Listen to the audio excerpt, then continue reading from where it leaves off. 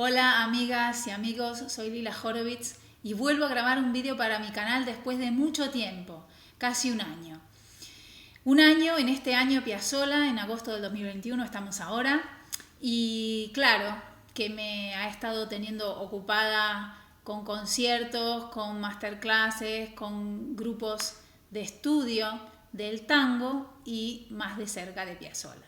Teniendo en cuenta todos los parones a los que hemos estado sujetos este año también, en esos momentos en los que estaba en mi casa y no podía salir a tocar, pensé en escribir un libro sobre la interpretación de Piazzolla. ¿Y por qué creo que hay que escribir un libro sobre la interpretación de Piazzolla?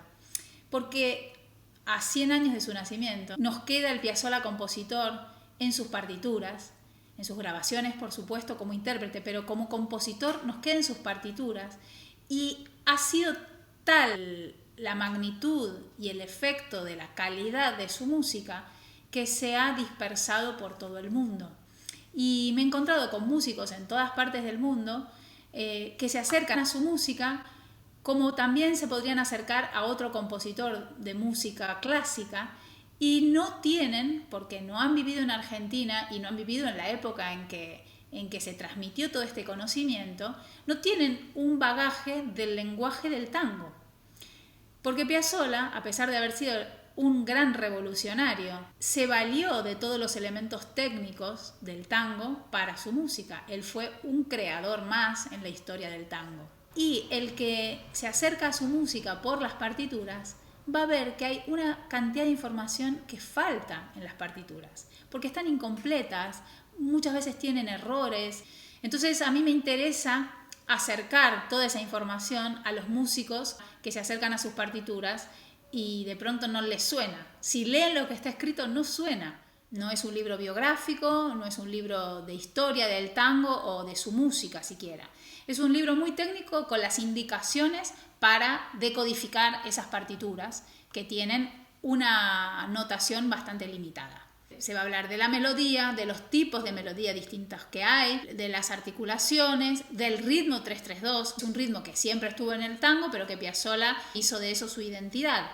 Y está hecho para todos los instrumentos, para que todos los instrumentos puedan entender un poco mejor esto que cuento de la notación y de las partituras. Piazzolla tiene una particularidad con respecto a muchos otros compositores, y es que él era compositor e intérprete de su música. Tener esto muy claro es muy importante para cuando uno se acerca a una partitura, saber que hay un montón de cosas que eran innecesarias escribir. Por un lado, porque los músicos que tocaban con él eran músicos de tango igual que él, por lo tanto conocían el lenguaje y conocían a qué se refería cuando él escribía una negra o escribía una blanca o escribía una ligadura o un acento. Y por otro lado, hay un montón de información que él directamente se las daba a los músicos en los ensayos. Esto quiero que suene así, esto quiero que suene así, esto no está bien, acá no estamos juntos, etc. Vamos a empezar con un ejemplo. Hay una música que se llama 6 estudios tanguísticos para flauta sola. Y comienza con el ritmo 3-3-2 de esta manera.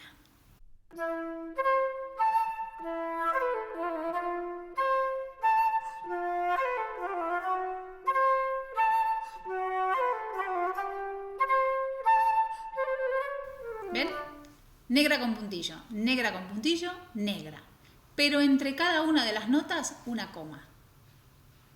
Cuando yo vi esto, me pareció que era una manera muy gráfica de entender algo que cuesta a veces comprender si uno solamente ve el ritmo. 3-3-2, negra con puntillo, negra. Y es que existe una separación entre las notas, con un ritmo que no es ad libitum, sino que tiene una pulsación fija.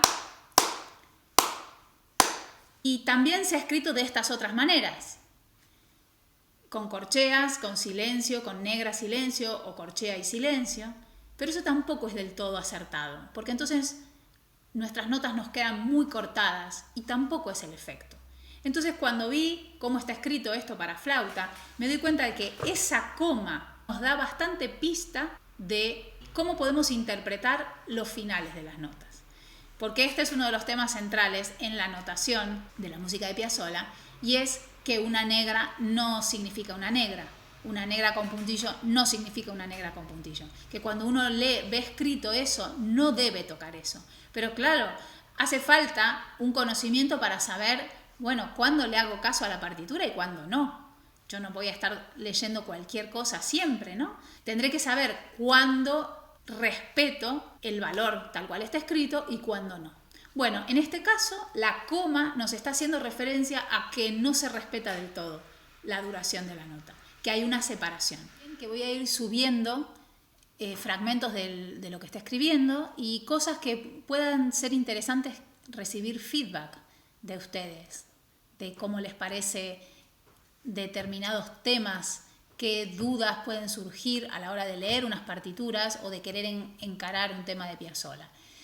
Y también les cuento que voy a abrir una página en Patreon, que es una plataforma en donde ustedes pueden colaborar financiando como mecenas este proyecto. Una comunicación con la gente que está interesada en que yo termine este libro, estando como muy en contacto para que este libro sea realmente útil. Lo que yo quiero es que sea un libro realmente útil, que contenga toda la información que de alguna manera no está en las partituras y que contenga una guía de trabajo para encarar la música de Piazzolla, que obviamente hay que escuchar lo que grabó, porque por suerte tenemos todo un material discográfico tocado por el propio compositor. Pero a veces esa decodificación o ese paso de lo que escuchamos a lo que leemos todavía requiere de un poquito de investigación. Bueno, los dejo y voy a seguir trabajando. Chao.